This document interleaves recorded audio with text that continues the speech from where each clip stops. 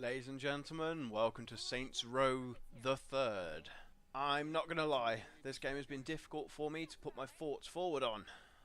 Partly because the last game I checked out was so kid-friendly. This one is definitely not. This one is in a whole other category of itself. Now, I have never played a game in the Saints Row franchise before, and I simply expected a GTA reskin or clone. Boy, was I wrong. I don't even remember when I picked this game up. I simply scrolled through my Steam library and I spotted this one. Never played it before, so I thought, why not? I've now amassed 4 hours on this game. According to my save data, I am about 4 or 5% complete. Not had a dull moment either in those 4 hours. It's been just non-stop chaos. The first hour or so of the game is just over-the-top action-packed. Without adding spoilers, it's probably one of the best intros to a game I have played for quite a long time. It's not about boring, long tutorials, it's just chaotic fun. And I honestly can't recall playing anything like this for quite a while. I'm not kidding, and this is really hard to review without giving too much of the game's fun away. Simply put, you have to play this to understand why it is so damn good. There is a 2-player co-op option within the game, and I really want to play it on co-op. I have to find someone to jump on this game with me because it's just stupidly fun on my own, and co-op mode is just going to be so much more intense. While the graphics can look a little dated at times, and that's to be expected for a game trailing towards 6 years old, it still looks fantastic in my opinion.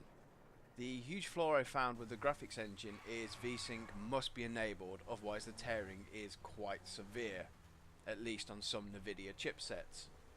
I noticed even with VSync on you will see tearing occasionally from pistol shots if you aim down the sights, but it's pretty minor and not a game breaker whatsoever in my opinion. Speaking of pistols, the gunplay in this game works really well, to the point where every shot actually does feel impactful. I personally keep using the default pistol, which I have upgraded I think twice now, and I will likely stay with it until I'm forced to use something else. Now on to something else that is a major part of this game, which is the driving. And in this game, that does feel really responsive, which, to be honest, I did not expect at all, for some reason. I would even go as far as to say it's actually one of the better games to do this from recent memory.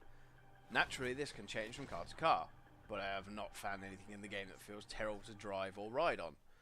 Overall, I am very impressed with this. You can collect cars by parking them in your hideouts' garages, and you can call upon your crew to bring you those cars as and when you need them near the start of the game if you choose to unlock the ability.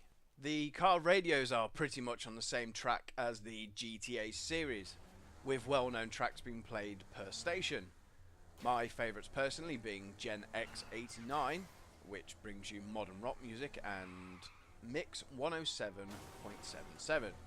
which brings pop and rock music from the 80s and 90s into the game. No doubt you will recognise some of it, if not all of the tracks, as you cruise throughout the city of Steelport. Saints Row the Third is basically a massive open world sandbox. It's not as big as other games in recent years which claim to be open world, such as, for example, Just Cause 2, and I still feel like Just Cause 2 had a larger map than Just Cause 3. Just to note.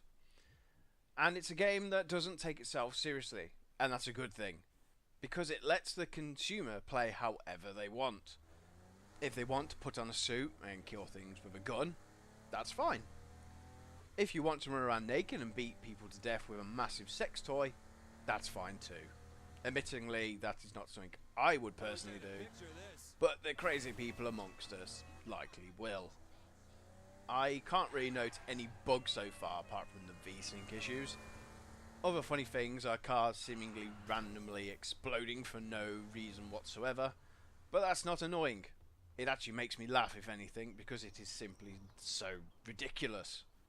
This game, if you don't already own it, should definitely be in any serious gamer's collection.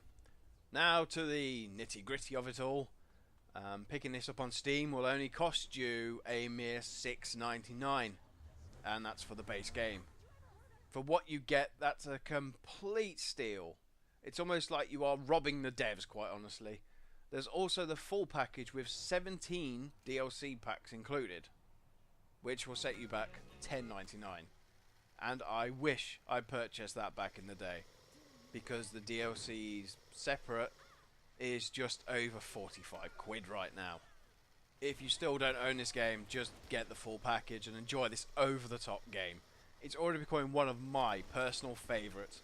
So much so I want to play the 4th game right now. That might just have to happen once I have played this one to the point where I'm bored with it. I guess I will end this video here on the final note of, well, this is a fantastic open world sandbox with tons and tons of things to do in the game. I wish I played it sooner, in all honesty. Give me a like, share or a sub if you enjoyed this review. Your support is always welcome. Links to the dev's website and to the Steam store are in the description. I'll see you next time.